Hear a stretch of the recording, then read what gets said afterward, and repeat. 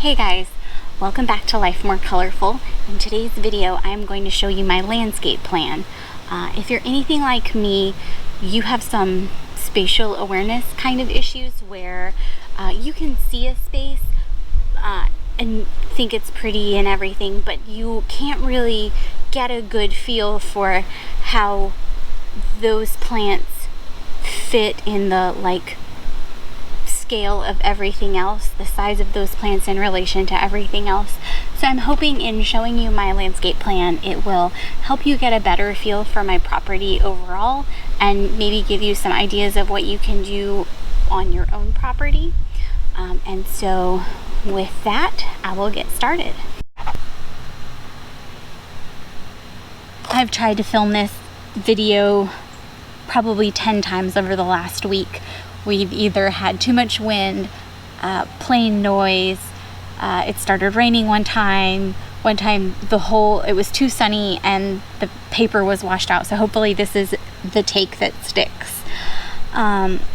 This is my landscape plan. I'm not a design expert, but I would say that I am an expert in my own yard. This is just what I've come up with over just trial and error, knowing what was important to me in my landscape and designing to maximize my space. So first I want to say my property, it's not very large. It's a little under 1/5 of an acre, which I would say is probably a fairly typical, if not small, suburban size lot. My property is 8,576 square feet. And when you subtract out the house and the concrete, I have about 5,000 square feet of dirt.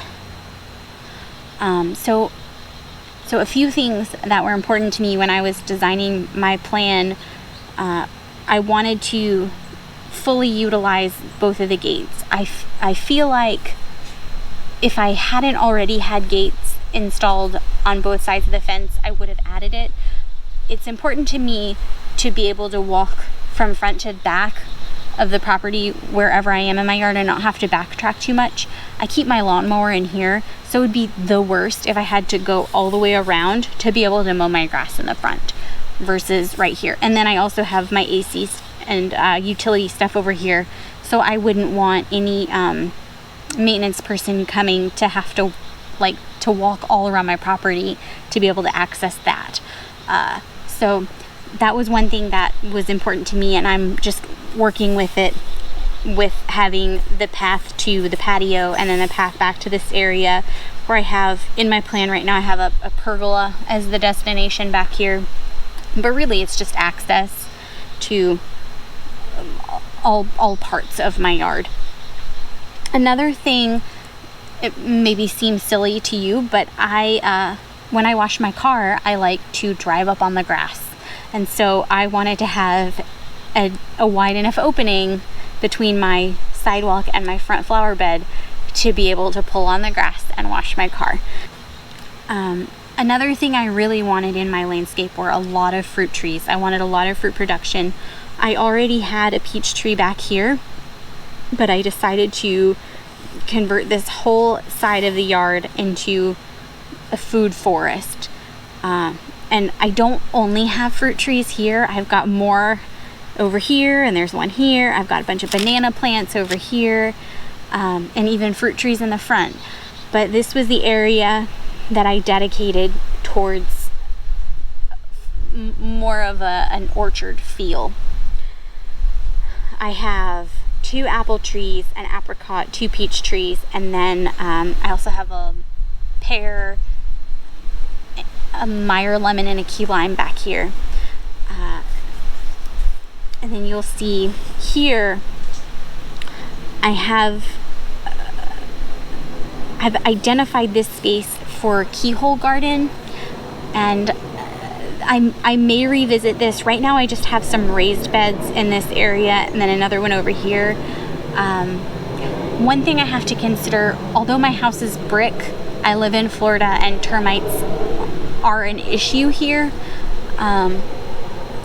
I've never had a problem with termites, but it's a thing to consider if I did a termite aside around the perimeter of the house. I wouldn't want to grow food in the soil there. So it's just something that I have to consider if it's important to me to be able to grow food in this area, or just continue with the raised beds and have keyhole gardens more in this area back here, which would be perfectly fine too. That's the good part of having a landscape plan. You get to see sort of how your landscape will look when it's all grown up. You get to see how the different elements play with each other. You also get to live with it, sit on it for a while, and figure out if there's something that you might like better in a different location. You also can say, okay, this year I'm going to do just this one part of my yard, or just this other part of my yard. And you budget your time and also your money, and you can kind of check it off little by little.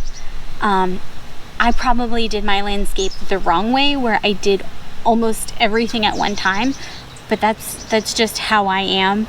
I did this part, and then I did this part, and then I did this part over here. But I also knew I was going to be buying a lot of fruit trees for this space, and I placed that order in November of 2019 for delivery in February 2020. And I needed to know how many trees I could fit in my space so I didn't over order. Isn't that a cute problem to have? I just didn't want to have 20 trees and only have space for 10. So it helped me to just budget my money and my time a lot more. If you've seen my garden tour videos, you know that I have a lot of edibles growing right up in the front yard, right alongside my ornamental plants. I believe a diverse garden is a beautiful garden, especially to be front yard friendly. I live in a neighborhood. It's weird. Anytime you do something different than what everyone else does, people scrutinize you just a little bit more. And I feel like it's easier for the neighbors to handle sprawling tomatoes along the sidewalk when they're alongside some really beautiful roses. So it's one way that I get, it's food for me, but it's also really pretty to look at. They can kind of overlook the mess of the peppers or the tomatoes when they see the beautiful flowers right next to it. So if you are in a neighborhood, I would suggest trying that. Just put some bell peppers next to your roses or next to some other flowers and interplant and just see how it goes. I'm so glad that in Florida, we're now allowed to grow. It's like a right, I think it's called the Right to Farm bill, where no HOA or local government or state government in Florida can tell you that you are not allowed to grow food in any part of your yard. So that is wonderful for us here. I practice permaculture principles whenever I can, and one of the principles, I don't know if this is exactly how it goes, but basically your problem is your solution.